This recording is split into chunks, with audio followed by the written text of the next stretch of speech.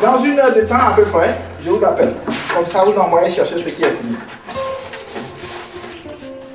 Oui, mais on tire le devant et le dos. Croyez-moi, je me bats, je cours pour vous satisfaire. Croyez-moi.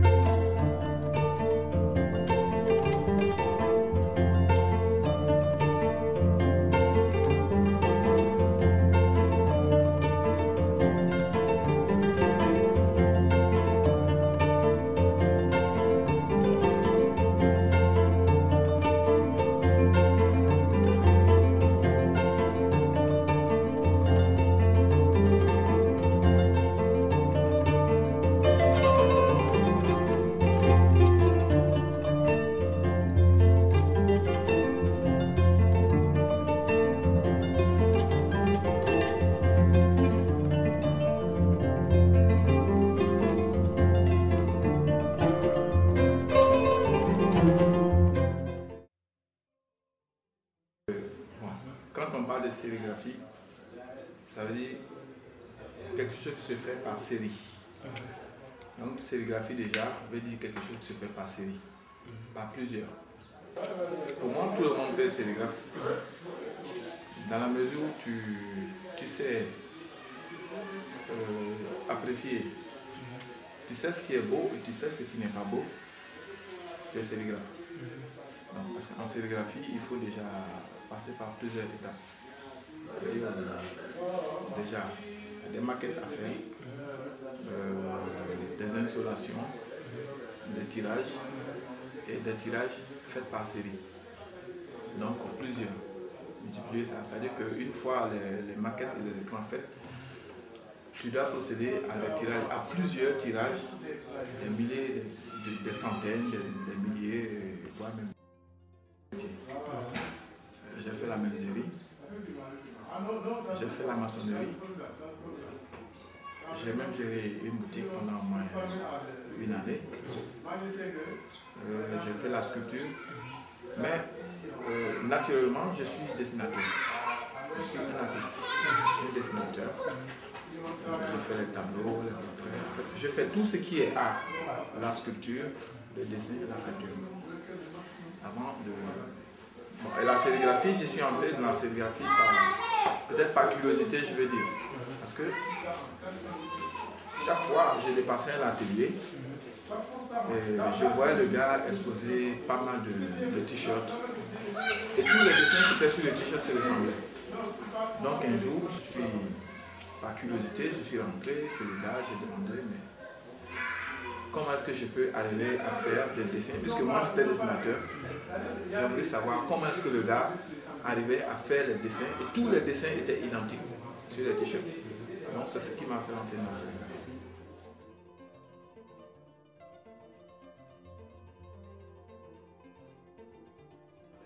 Tout l'amour que j'ai pour la sérigraphie, c'est immense. Je suis rentré dedans par curiosité, mais je l'exerce par amour. C'est une passion pour moi. Donc, les maquettes, les films, ça c'est la base de la sérigraphie.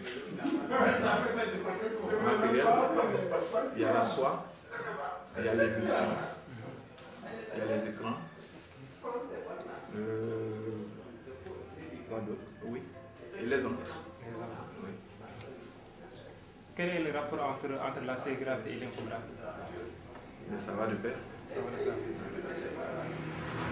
Parce que qui dit infographe dit sérigraphe. Les infographes travaillent pour les sérigraphes. Et nous travaillons avec les infographes. Nous les sérigraphes, on ne travaille pas pour les infographes, mais les infographes travaillent pour les sérigraphes. L'infographie, c'est une des bases de la sérigraphie. Parce que s'il n'y a pas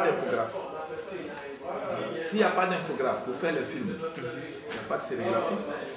On peut faire la sérigraphie, c'est-à-dire l'infographie. Bon, mais on fait la sérigraphie avec la maquette, les films faits en infographie. Donc l'infographie et la sérigraphie vont le faire. Bon, on peut dire oui. Oui et non, parce que quand si tu as eu la chance d'avoir des clients qui te sont fidèles et qui sont rigolos, tu ne te plains pas.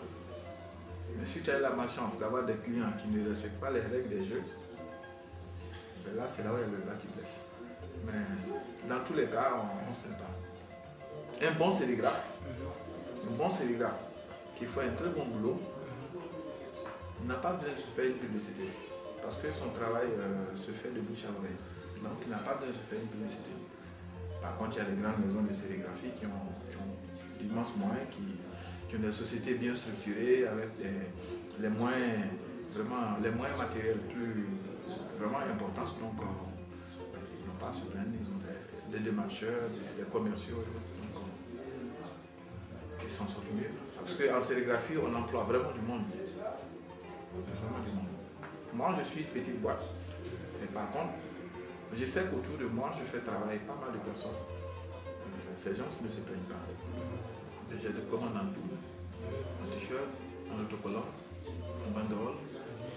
Quand bien même que les banderoles ne font pas partie de la sérigraphie, mais ça fait partie de la gamme de décoration. Donc, je suppose que ça fait partie. Il y a quelque chose qui est déplorable, c'est que la plupart des clients viennent tout le temps en dernier moment. Ils viennent, par exemple, ils ont besoin de la chose dans une semaine. Ils viennent à 3 ou 4 jours de l'événement. Donc là, tu es obligé de courir. Par exemple, aujourd'hui, si on prend le cas des élections, les gens, ils attendent jusqu'à ce que l'échéance du commencement des élections soit à une semaine, au maximum 10 jours, pour essayer de passer des commandes de 10 000, de 20 000, de 30 000 t-shirts, et qu'ils veulent les avoir pendant toute la période de la campagne. Donc les gens, ils font tout le temps tout en dernier moment.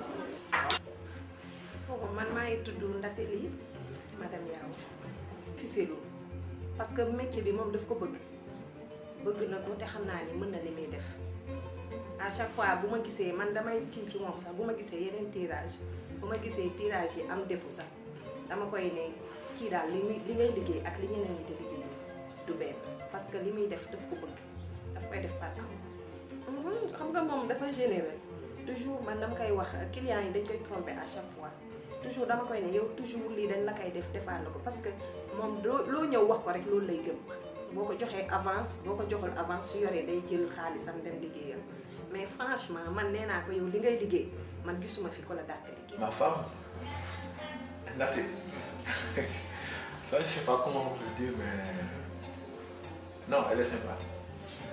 Elle est sympa, elle a beaucoup de choses que je ne peux pas dire parce que je peux dire que elle est comme une mère pour moi. Parce que je peux dire qu'il y a des moments où je pouvais penser que rien n'allait marcher. Et c'est la personne qui chaque fois, elle me remontait le moral tout en me disant non, nous sommes tous de croire, il faut croire en Dieu, il faut croire que demain ça va marcher. Même quand c'était des moments très durs, c'est elle qui me remontait le moral.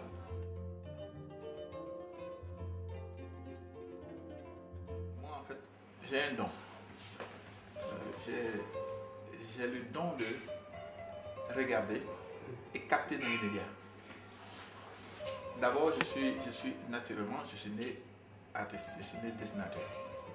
Je suis d'une famille d'artistes. Nous faisons, dans ma famille, nous faisons la sculpture des ivoires, du bois.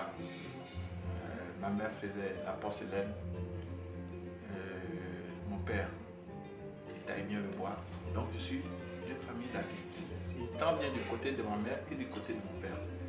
Parce que du côté de ma mère, il y a aussi des bijoutiers. Donc ça fait que j'ai le don de regarder et de capter. Je peux regarder un truc tout de suite et le faire tout de suite. Sans apprendre. Le dessin, je suis né, je suis dessinateur. Là,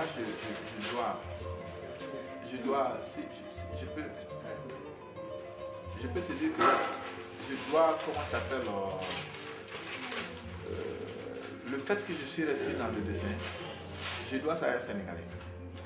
Parce qu'avant, chaque fois que mon père me voyait dessiner sous le sol ou dans un carré quelque part, il me battait.